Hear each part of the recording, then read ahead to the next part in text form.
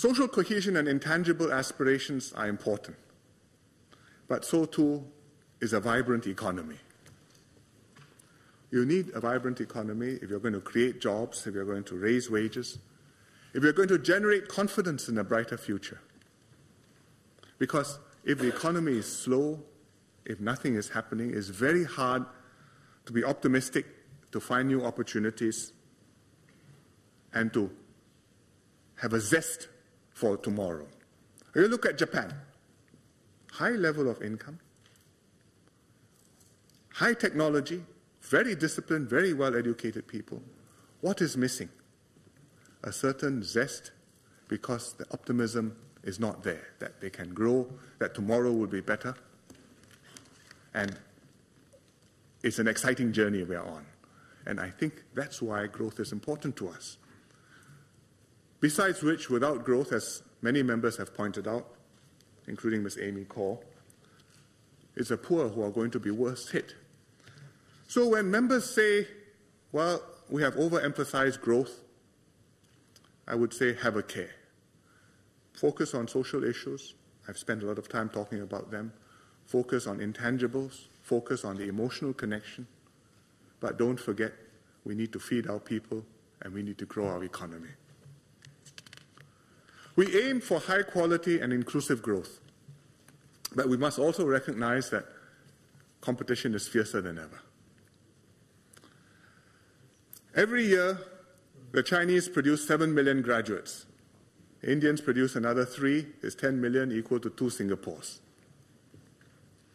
They are going to have an impact in the world, not just at the lower end, blue collar, but middle income, white collar, professionals everywhere in the world. It's a tide, and we have to ride it. The way the competition is coming is threatening entire industries and jobs.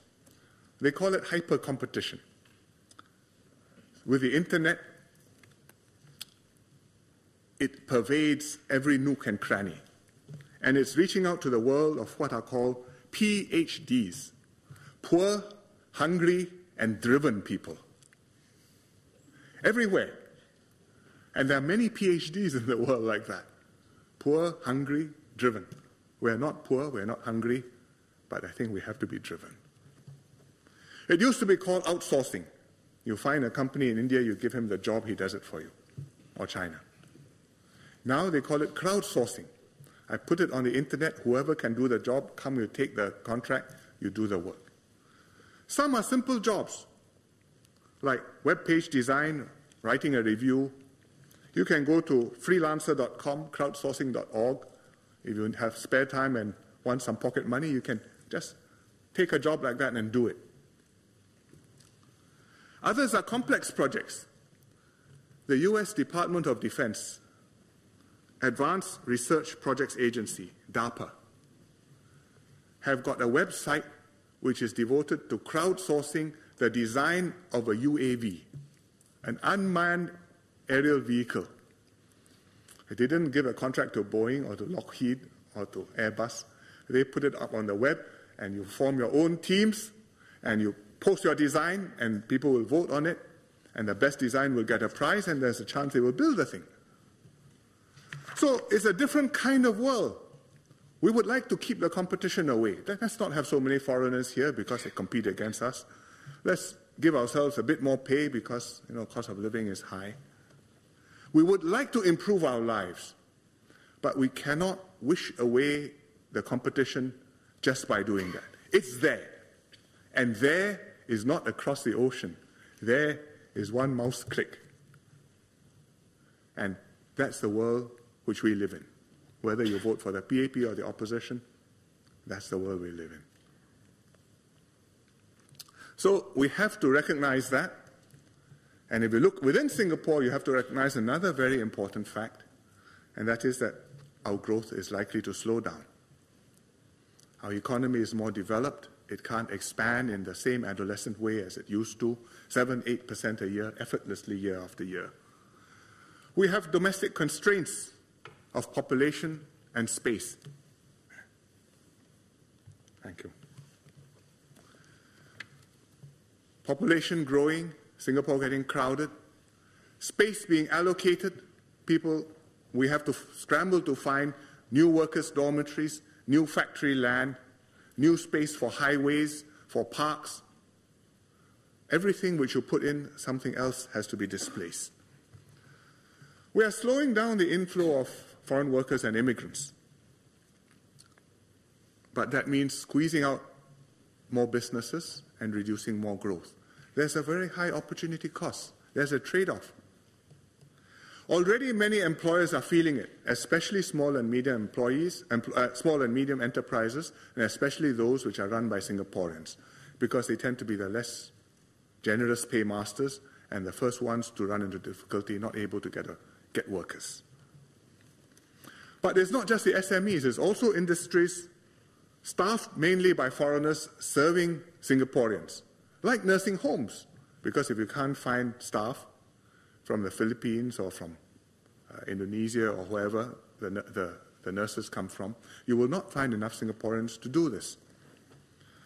So we are going to face slower growth over the next 10 years. We have made 5.5% growth over the last decade. Over the next 10 years, we've set a target of 3 to 5%, but I would say we can make 3+% consistently over the next 10 years. We've had a good decade. We have to moderate, adjust our expectations, understand what is possible. Within those parameters, do the best that we can, and do it as intelligently as possible. So how can we grow in this environment? MTI has been pursuing this strategy for some time now. Restructure the economy. What does that mean? Turn over the industries, phase out those which are lower value added, phase out those which are low margin, not profitable, without a bright future, phase in new industries, new technology, new know-how, new skills, new trained workers, and therefore raise productivity in every sector, and therefore we can share the benefits amongst all Singaporeans who have good jobs. What is the magic bullet to do this? There isn't one. By hard work, you can do it. Hard work, educating our young, upskilling our workers. Therefore, raising our level and raising above the competition, not meeting them head on, trying to be cheaper than them, but rising above them to be better than them. And at the same time, making a special effort to help the older workers and the PMETs, because I think we're going to see more problems with them in the next 10 years, as Ms. Loh Yan Ling and Mr. Patrick Tay reminded us yesterday. With the good workers, you can get investments, you can get good productive jobs, and then you can have the wealth, you can have social measures which will help the yin part to complement the yang part. And we can get through and succeed economically. One advantage which we do have when it comes to economics, which is unique to us and very valuable, and I'm afraid often underappreciated by Singaporeans, is that in Singapore, we can make our whole system work well. Not just individual pieces work, but the whole system work well. Where our unions work with our employers and the government, we have tripartism. Our business environment, everything clicks. You can register your company, $2 and 20 minutes is done. You want telecoms, you can have it. You want an SIA flight, you can have it. You want utilities, it's there. It's a tight, high-functioning system where the whole is more than the sum of its parts. And this is not just bragging rights. It's because of this, therefore, Singaporeans enjoy wages beyond what they would earn if the same person, the same skill, goes to work somewhere else. You cross the causeway, you work somewhere, or you just go overseas, work somewhere in one of our neighboring countries. Any of our neighboring countries. You won't get the same wage. In fact, many people come here to work from those neighboring countries because they are taking advantage of our whole system performance, our entire system excellence, and we are taking advantage of them because they add to our numbers. So we have to keep that. And through that, I think our Singaporeans can have a premium and they can have if they can strengthen that advantage, that premium can go up. Many business leaders recognize that there is this special Singapore premium. It's not just a figment of our imagination. Therefore, they put major projects in Singapore, even though we are not always the lowest cost location, or even the biggest market, or their home country. But they see us, they decide, they have confidence in us, they explain to their boards the Singapore performance and track record. And even though yesterday somebody said past performance is not a promise of future, past record is not a promise of future performance, in Singapore they say, you have this past record, I think we bet on them. We have confidence that they will make the future work. They come here, and that's why now we have high-quality investments, even in a quite difficult global environment.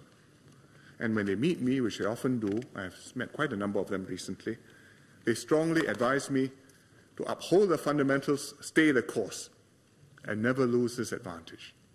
And what they don't tell me, but which I know, is that of all the economic factors, this entire system performance is the one which most depends on our getting our politics right.